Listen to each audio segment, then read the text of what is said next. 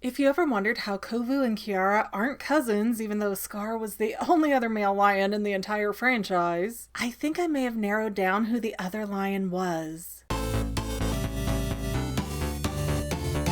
Hello friends and family members, I'm Megan, and welcome to the Fangirl, a series where I spend way too much time thinking about how fictional things reproduce. And today I'm fixating on Kovu, the angsty brown male lion from The Lion King 2, Simba's Pride. Let's be honest here, when you saw The Lion King 2, you sat back and went, hey wait, the only male lions in this thing are Simba, Kovu, and Nuka. And Kovu and Nuka are said to be brothers, so that means Kiara's marrying her cousin. I mean, yeah, the movie even says that Kovu is Scar's heir, but not his son. And honestly, I'm not even sure if Nuka could be called his real son either. So, what the heck, Scar? Bad job securing your lineage there, buddy. Anyways, Kovu, who made many young ladies in the 90s consider bestiality, is not Scar's son. In fact, he seems to have no father. And for a Disney movie, that's not particularly uncommon. Even Aladdin took like 3 movies to find out, oh, he didn't just pop out of the sky one day, he had parents.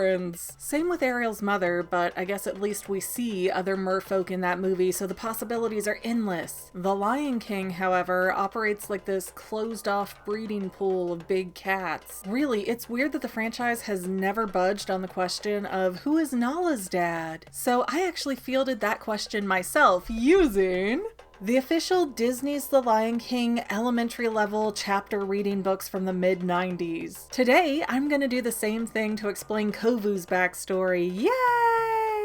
And I think this question is best answered in the book Nala's Dare, which includes Nee the lion. Basically, Nee explains that male lions tend to get pushed out of their pride by other male lions, which means those males have to go off and find a pride of their own. They do this by either finding a weaker lion to challenge and thereby stealing his pride away, or by going around to some lady lions and convincing them to follow him into some unclaimed territory. But Nee comes and goes when Nala is very small and then he's never seen again, so what happened to him? Well, I'd like to think that Nee was successful in finding some other lionesses that found him charming. And it's really easy to speculate that Zira was one of those lions because she was nowhere to be found when Mufasa or Simba was running the pride. Seriously, we see all of the lionesses lining up at the end of the first movie and not one of them is all jaggly or scraggly like Zira is. But we also know that Scar named Kovu his heir, so either Zira is lying or Scar had to be alive when Kovu was born. And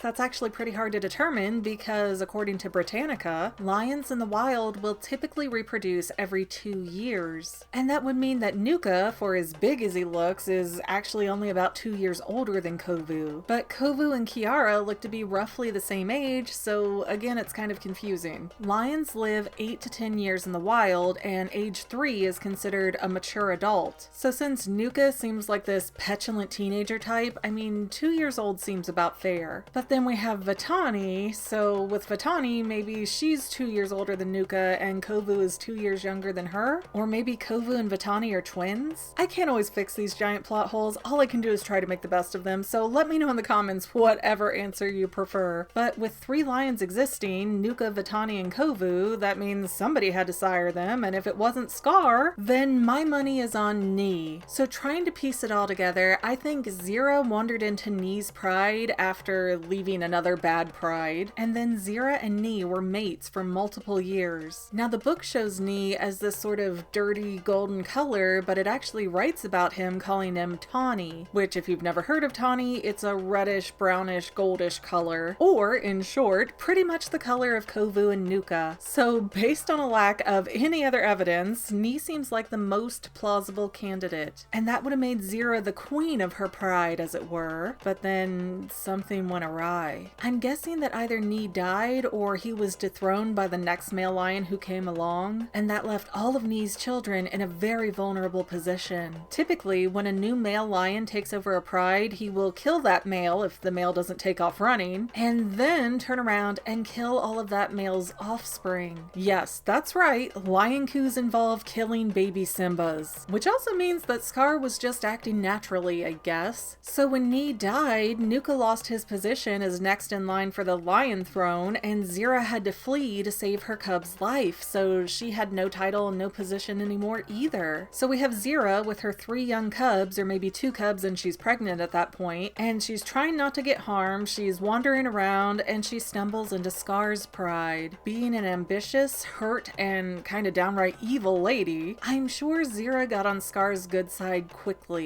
But then, why was Zira absentee when Scar got dethroned? That's a tough one, unless of course you want to take the obvious / true approach, which is that the writers hadn't even thought about Zira or Kovu or any of that at the point that they were making the first Lion King movie. But this is a theory, dagnabbit, so I'm gonna keep theorizing. If Zira was Scar's right-hand woman, like she claims, and Scar did name her infant son his heir, then maybe she got special treatment. Or maybe she was just afraid because she'd already lived through one of her mates being dethroned. Heck, maybe Zira wasn't in The Lion King because she was off with her cubs trying to forage for better food options. And actually with Zira's personality, that kind of works because even though the females do all the hunting, the males get first dibs at the food if they're there at the hunting grounds. So if Zira didn't want to share or she just wanted her kids to eat, she would take them off separately. It's also possible that with an outsider like Kovu being named next in line to rule the pride, Zira didn't want to leave Kovu around the other lionesses for fear that they might harm him. Whichever way it happened, Zira was out looking for food, and then she came home and surprise, surprise, your new mate is gone. Not again. Now, Zira was given the option to serve under Simba, but that could mean her cubs were in danger again. And even if they weren't, because we like Simba and we want to see him as someone above typical lion morality, that would still mean that her son was next in line for the throne and now he's nothing. But the bottom line is that Zira and Simba's interests just conflicted too much for them to be able to live together. So Zira, which if nothing else, you have to give her credit for being an okay mama, left Simba's pride to keep her cubs safe and to try and plan out a way for Kovu to get the throne he was promised. And the rest of this is pretty much documented in movie form. Kovu intended to overthrow Simba, but instead he decided to play nice and marry his daughter, which actually was just a different road that led to the exact same place that his mother wanted him to be. However, it all falls nicely into place that Kovu's actual father would be Nee and not Scar. And it's always crazy how many people believe that Scar is Kovu's father, even though the movie directly states, no, he's not. No incestuous cousin marrying here. Even if you Google it, it says, yes, Scar is Kovu's father for some reason, and just, ew. It might not be reality, but incest is not more fun.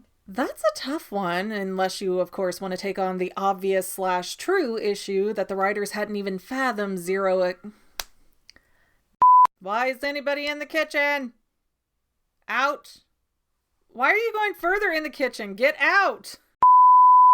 Well, family members, we're almost done, but I want to invite you to hang out with me in some other places. I'm on Twitter and Instagram as my own personal self, and I have a Facebook page too, but I mostly just post photos over there. And sometimes people say, hey McGann, I want to mail you something. How do I do that? Easy. Just click the About tab on my channel page, and my most current P.O. Box info will be right there. I also run another channel, The Family. It's really a hodgepodge channel where we might post anything. Oh yeah, and I also sell shirts and stickers and stuff with the Family and the Fangirl logos. If that is your cup of tea, I have a link in every description of every video. Finally, if you want to help out the Fangirl channel and make sure I'm putting out video essays for years to come, the best way you can help is by subscribing and watching more of my videos, whether they're new, old, whatever. Maybe even share 1 or 2 on social media, help spread the word. People who watch to the end of videos, like you, helps to tell the site, hey, this is a good video, we should recommend it to other people. So if you made it this far, leave me a comment of something like, hey, I made it to the end. Love ya. See you next time, family members. Bye.